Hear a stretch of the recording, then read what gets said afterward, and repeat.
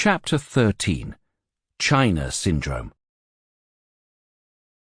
Mikhail Gorbachev and his colleagues had a full agenda for their Politburo meeting on May 5, 1986. But apart from reports on May Day parades that had taken place throughout the huge country, including in Kiev, there was little to lift the spirits of the Soviet leadership. The view from the Kremlin was that of a country besieged at home and abroad. Abroad, the continuing war in Afghanistan weighed heavily on Soviet finances and damaged the image of the USSR in the international arena. It is clear that a military victory is impossible, no matter how many troops we have there, Gorbachev told his colleagues that morning. It is clear that we have not carried out the social revolution for the Afghans. The intention was doomed to failure from the very outset, and by definition. It is also clear that instead of building up our southern underbelly, we have gotten ourselves a zone of instability and internal conflict. We have provoked a much larger US presence in the region than before. We have incited the Muslim world against ourselves and pushed Pakistan into open hostility. In a word, this is a total defeat. At home, the Chernobyl explosion had punched another big hole in the Soviet budget and further damaged the international prestige of the country and its new leader. Even more disturbing, despite all the propaganda efforts to suggest that things were improving, no one could get a handle on the situation, which was becoming worse with every passing day. On May 5th, Premier Nikolai Ryzhkov got an update on the health impact of the catastrophe. The total number of those hospitalized has reached 2,757, of whom 569 are children, read a report.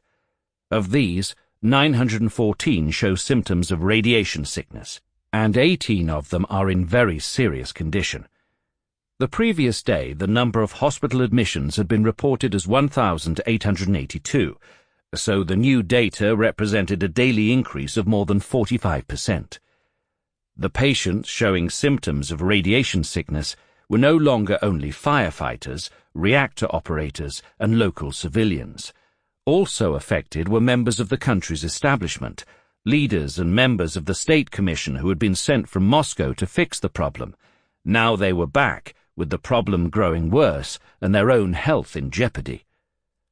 On the previous evening, the plane carrying Boris Chernobyl, the head of the State Commission, and his numerous deputies and assistants, including government ministers and heads of departments, had landed at the Vnukovo airport in Moscow.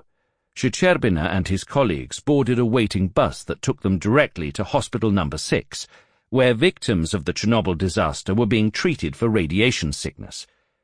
They were examined by dosimetrists, undressed, washed, and shaved bald. Many of them remained in the hospital for further examination and treatment. The decision to bring Chernobyl and his team back to Moscow for health reasons had been made by Premier Ryzhkov during his visit to the area 2 days earlier. But before Chernobyl was allowed to take care of his health, he was asked to report to the Politburo on the results of his work. What he told the party bosses was anything but uplifting. The situation was grim. The emission of radioactive particles from the reactor, declining before May 2nd, had now shot back up and was climbing ever higher. The authorities no longer knew what to say, and May 3rd had passed without a press release. Bombing the reactor with sand and lead now seemed ineffective, and the helicopter runs had been reduced in number. On that day they were cancelled entirely. Many scientists were afraid of a new explosion. There was also another danger. It was termed the China Syndrome, after the title of a movie produced by Michael Douglas and featuring Jack Lemmon and Jane Fonda, along with Douglas. The film was released in the United States in March 1979 and shown to Soviet viewers in 1981. Its title came from an inside joke among nuclear scientists about nuclear reactor meltdown.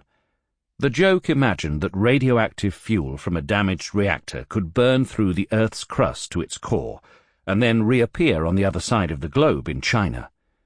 The greatest real concern, as explained in the film, was that the radioactive fuel would reach the water table.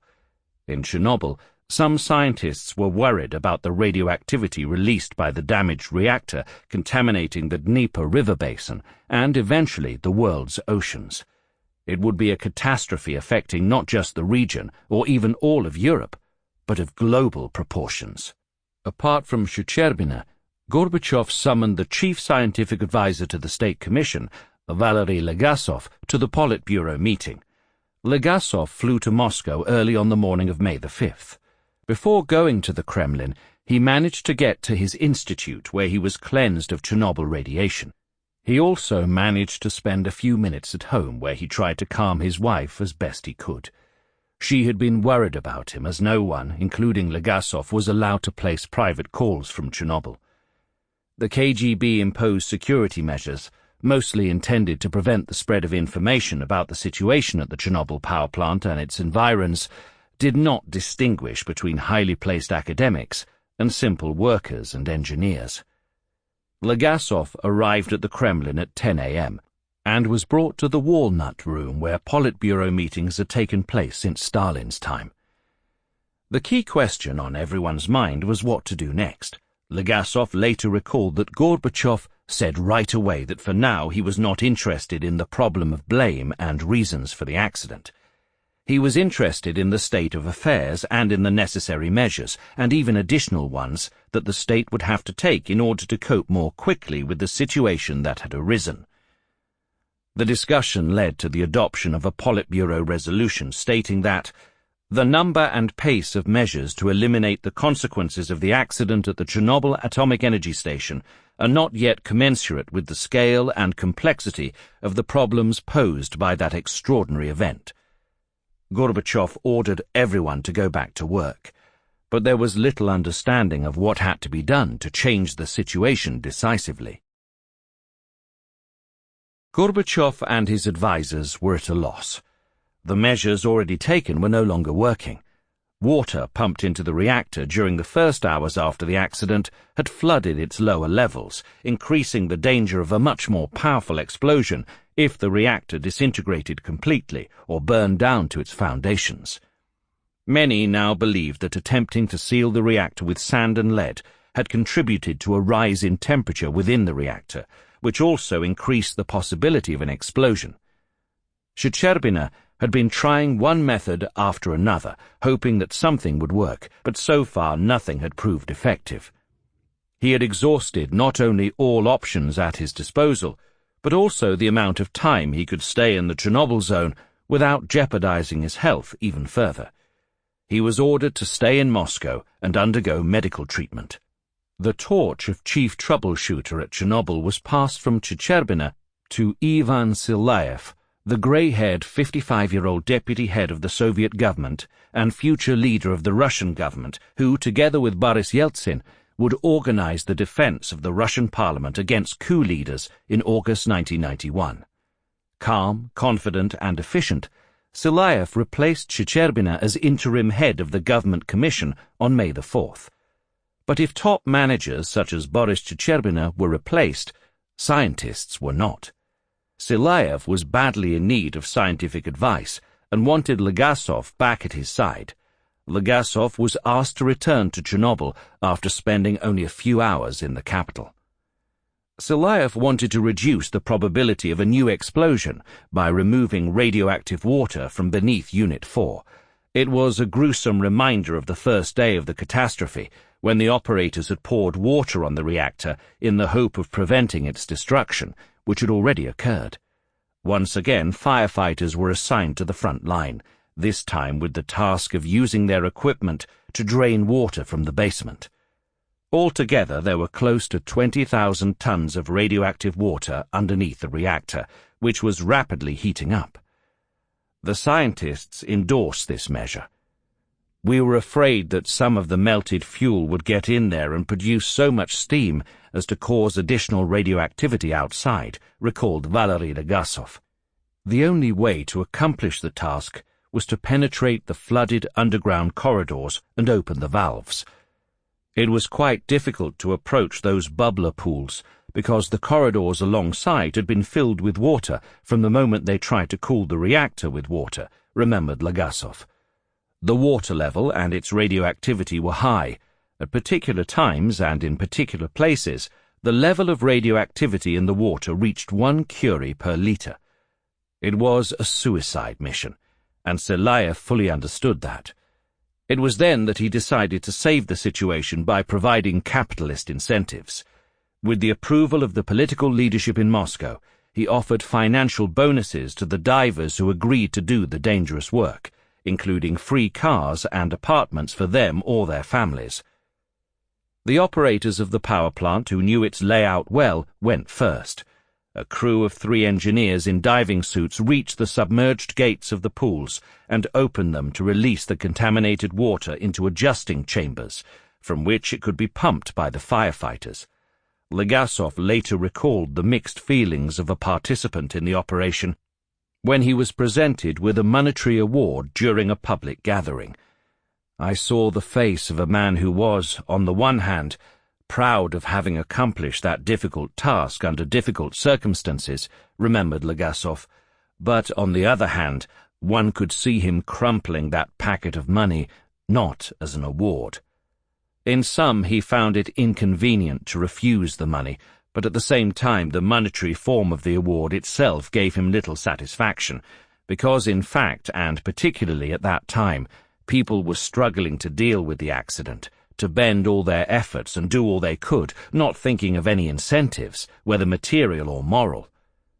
All 3 engineers turned divers would die of radiation poisoning within weeks of their heroic action. Now that water was being removed from underneath the reactor, the possibility of a steam explosion in Unit 4 was significantly diminished. But the threat of the China syndrome, the radioactive poisoning of underground waters, was not eliminated. Radioactive water could flow into the Dnieper River basin, then into the Black Sea, the Mediterranean, and finally the Atlantic and other oceans. It would be a realization of the biblical prediction of the star named Wormwood, falling into 1/3 of the world's rivers and making them bitter, that is, poisoned. The scientists wanted to keep radioactivity away from the water table, but disagreed on the means of doing so. Valery Legasov believed that the main threat was the radioactive water pumped from underneath the reactor, which could get back into the ground if not taken care of. He insisted on installing filters to purify it, which was done. On May the 4th, the military had begun elevating the banks of the Pripyat and other rivers and covering them with a chemical solution that would prevent radioactive particles washed by rain from penetrating the river system. It was the beginning of a long and laborious process.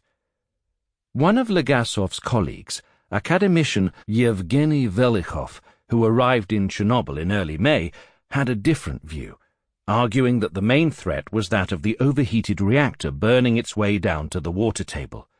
He proposed freezing the earth under the reactor in order to cool it down, and then building a concrete platform beneath the reactor's foundation to prevent the contamination of underground waters. Legasov was skeptical at best. Since Legasov and Velikhov were at odds, the new head of the government commission, Tselayev, was at a loss, not knowing which project of the 2 academics to implement. In Ivankiv, a town 50 kilometers south of Chernobyl and the new headquarters of the State Commission, Legasov and Velikhov shared the same room, but little else. They were not just colleagues, but rivals.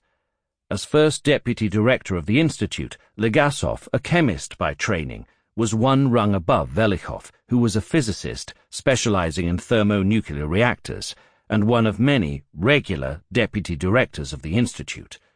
But Velikhov, who was only 1 year older than Legasov, had become a full member of the Soviet Academy of Sciences 7 years earlier than his competitor, and was already vice president of the Academy, a position that he had assumed in 1978.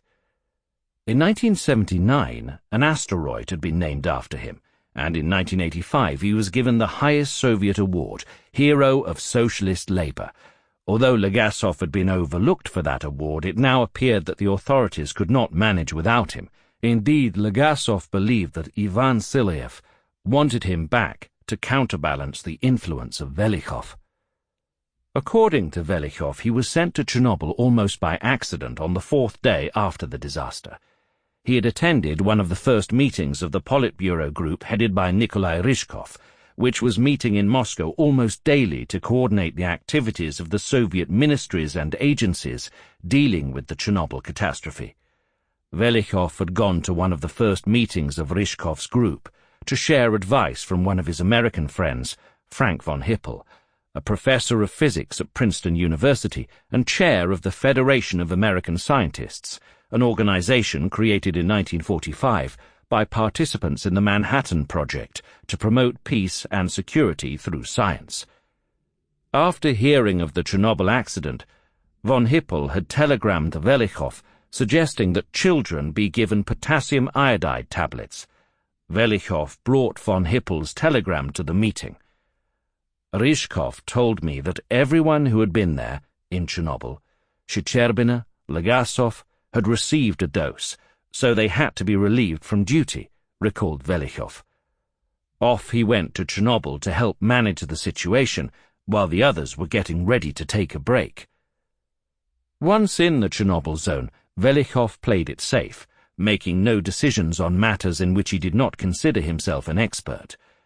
As a physicist, however, he became increasingly concerned about the possibility of the active zone of the reactor burning through its foundations and reaching the water table under the power station. Legasov disagreed, saying Velichov was unduly concerned about it. Perhaps he had watched the American movie too many times. Legasov did not believe it was possible for the reactor to burn its way down into the lower levels of the unit.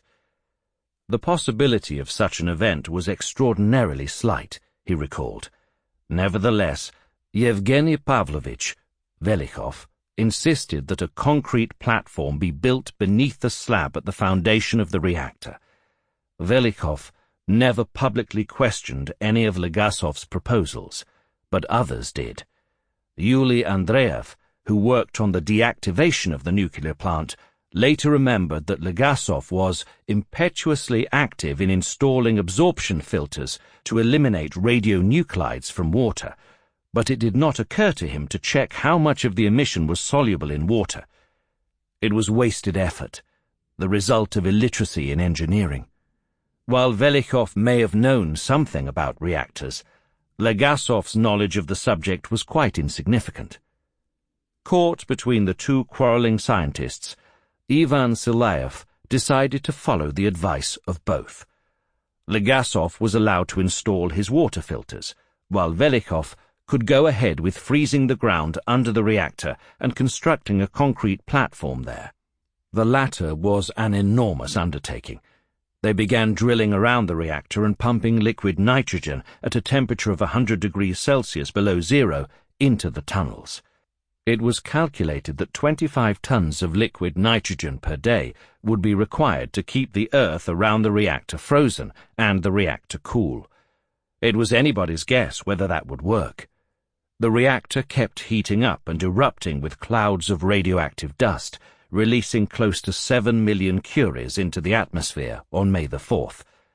Those clouds carried the radiation all over Europe. On the evening of May the 6th, Anatoly Romanenko, the Ukrainian Minister of Health, finally received approval to make a televised address to the population of Kiev and the surrounding region about the dangers presented by the high levels of radiation. He assured the citizens of Kiev that the radiation levels in the city were too low to cause any harm, but he also announced that wind direction and strength has changed recently, causing some increase of background radiation in the city and province. He then proceeded to advise on dealing with some increase of radiation. The Republican Ministry of Health considers it advisable to inform inhabitants of the city and province of Kiev of recommendations to be observed in order to reduce substantially the degree of possible effect of radioactive substances on the organism.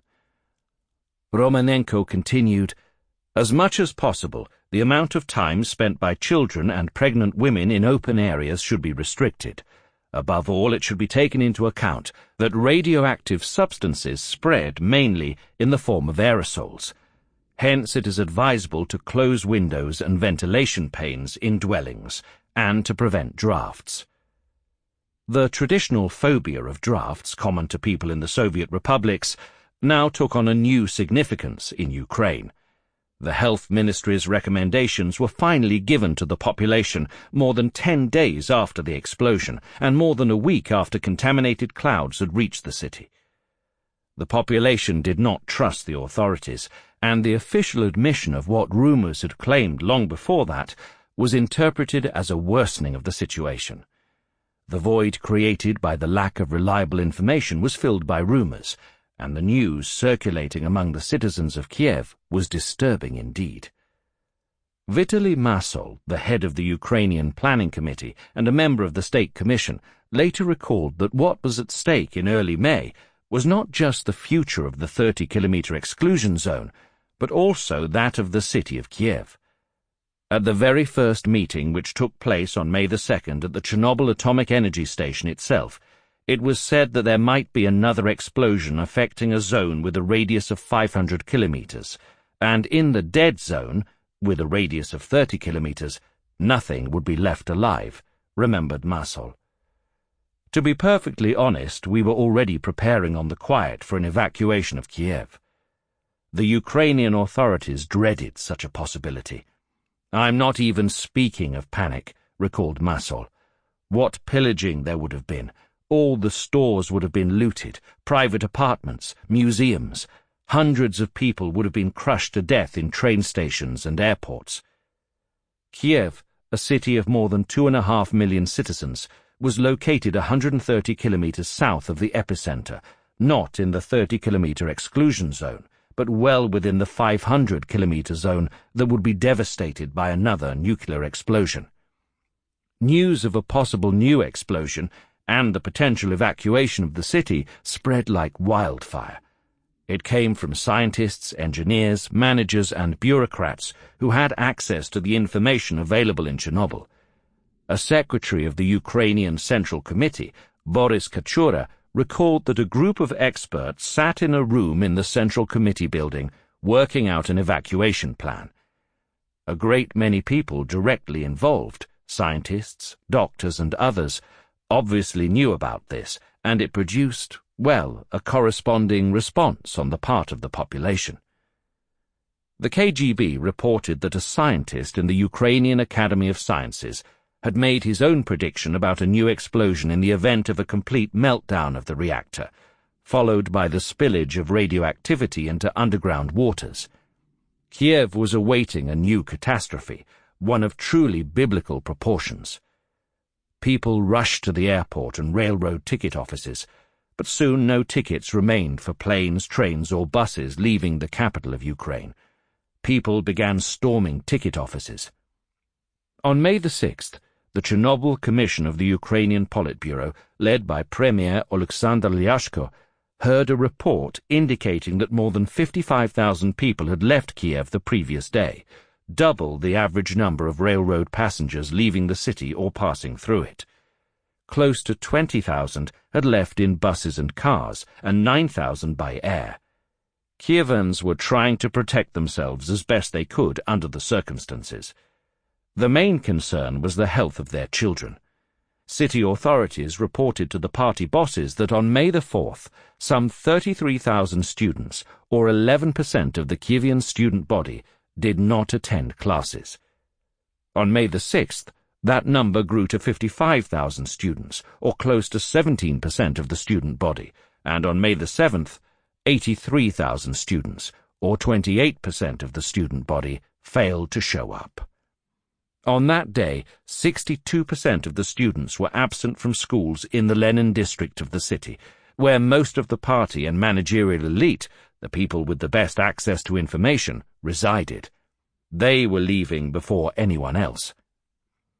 Disturbed by the growing exodus from the city, Volodymyr Chernobyl, the party boss of Ukraine, called a meeting of the Ukrainian Politburo. The main question on the agenda was the evacuation of schoolchildren from the panic-stricken city of Kiev. At the beginning of the meeting, Chernobyl welcomed two guests from Moscow, academician Leonid Ilyin, the 58-year-old director of the Institute of Biophysics, and the Soviet representative to the United Nations Committee on the Effects of Nuclear Radiation, and Yuri Israel, the 56-year-old director of the State Committee on Hydrology and Meteorology. They had been sent to Kiev by Boris Checherbina at the request of the Ukrainian government. According to the memoirs of Boris Kachura, who was present at the Politburo meeting, Checherbitsky opened it with the following question, which was directed to Ilyin and Israel. "We have been advised that we are receiving incomplete information, and in that connection we would like to obtain a clear answer from you. Under what conditions and from what zones do we need to evacuate people? Where are they in danger?" Kachura recalled that the Ukrainian leader received a lukewarm answer from the Moscow scientists. "We are not authorized. We can't. The situation is dynamic. It's changing." Checherbitsky refused to take no for an answer. "I have permission from Mikhail Sergeyevich Gorbachev not to let you out of here until you give us such recommendations," he told his guests, turning them into hostages. Checherbitsky later admitted to his aides that he had been bluffing. Gorbachev knew nothing about his meeting with the scientists, but Ilyin and Israel took his statement at face value.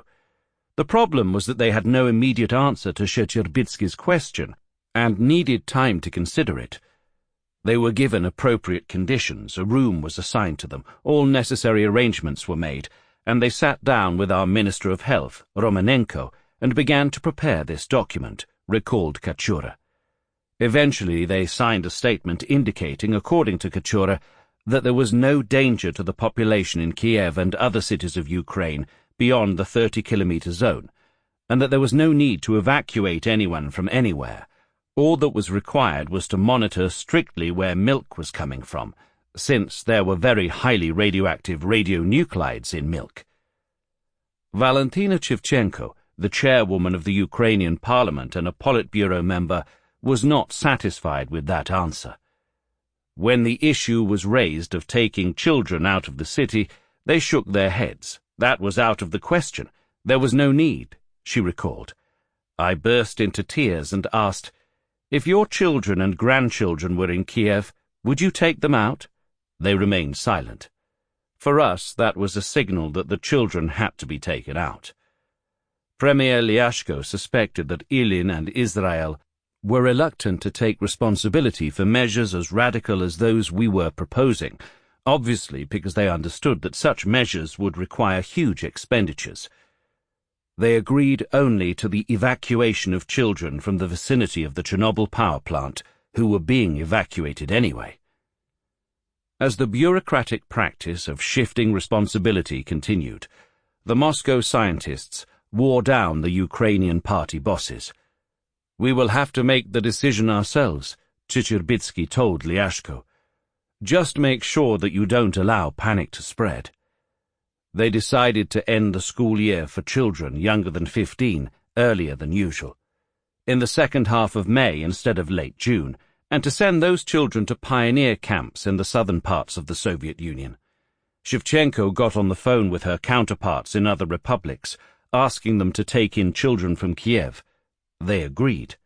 But when government officials began to ask union authorities for additional trains to transport the children, they got a negative response from Moscow. Boris Checherbina personally sent an angry telegram asking the Kiev authorities to stop spreading panic and cancel preparations for the partial evacuation.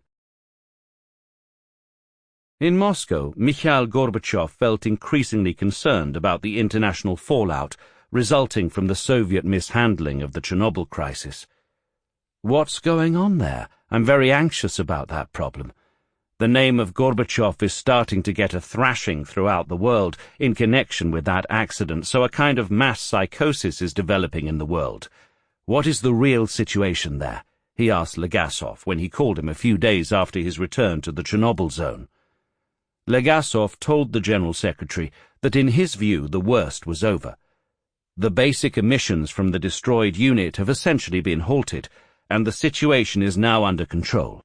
On the whole, we now more or less grasp the extent of pollution in the zone around the Chernobyl station and in the world at large. Indeed, on May the 5th, radioactive emissions from the reactor had begun to subside as suddenly as they had risen a few days earlier. On May the 6th, the emissions were estimated at 150,000 curies, which was 100 times lower than they had been on May the 5th. Gorbachev was satisfied with Legasov's answer. On May the 9th, Soviet Victory in Europe Day, a newly confident Gorbachev called Shcherbitsky in Kiev to ask what was going on in the city. He was concerned about plans for evacuation. Shcherbitsky decided to play it safe and told Gorbachev it was Valentina Semyonovna Shevchenko who raised a panic, and we all succumbed to it. It was a sexist defense, but it worked in the macho culture of the Soviet leadership. When Shcherbitsky informed Shevchenko about Gorbachev's call, she asked, with tears in her eyes, what they were going to do now. "We will take them out," responded her boss. "No one is going to punish us for children." The government's plans called for the evacuation of 986,000 children from Kiev and the vicinity surrounding it before the end of May. The authorities wanted to put an immediate stop to the chaotic exodus of children and their parents from the city. That day, Shcherbitsky, together with his young grandson, was seen at the memorial events in downtown Kiev on the occasion of VE Day. Despite their own doubts, the authorities were determined to send reassuring messages to the citizens of Kiev. If the first person in the Republic kept his grandson in Kiev, it was apparently fine to keep their children there as well. That evening, at the Ivankiv headquarters of the State Commission, Valery Legasov was in a good mood as he prepared to celebrate VE Day. The previous day had brought more good news. Close to 20,000 tons of water had been pumped from beneath the reactor. Coupled with the news about falling levels of radiation, it seemed reason enough to look much more confidently into the future. Legasov and others were getting ready to take a few hours off to celebrate the holiday with a festive dinner. Legasov was spending the evening with Vitaly Masol, the representative of the Ukrainian government in Chernobyl, who later remembered that suddenly a flame leaped above the reactor, and then a pink glow appeared. We couldn't understand what had happened. Legasov did not hide his disappointment, writing in his own memoirs, "We were embittered, of course. The May the 9th holiday was ruined." Memories of the World War II victory aside, it was too early to celebrate success at Chernobyl. The reactor was by no means under control. No one knew what had caused the drop in radioactive emissions. The explanations provided later included three possibilities. The extremely high release of fission products on May the 4th and 5th had dramatically reduced the amount of those products in the reactor, causing the temperature inside it to drop. The entire amount of volatile radionuclides had been released on the same days, causing the drop in radioactivity levels on subsequent days. Or the high temperatures in the reactor on those days had caused a meltdown of fuel elements, turning them into liquid that penetrated the lower part of the reactor vault, where they were solidified owing to the low temperature created by the liquid nitrogen being pumped under the reactor. Only the third scenario credited the actions of the scientists, engineers, and workers for the sudden improvement of the situation. The China syndrome remained on the mind of academician Yevgeny Velikhov and many of his colleagues. As far as they were concerned, the reactor could still burn its way down to the underground waters. To prevent that, they wanted to freeze the soil under the reactor as soon as possible.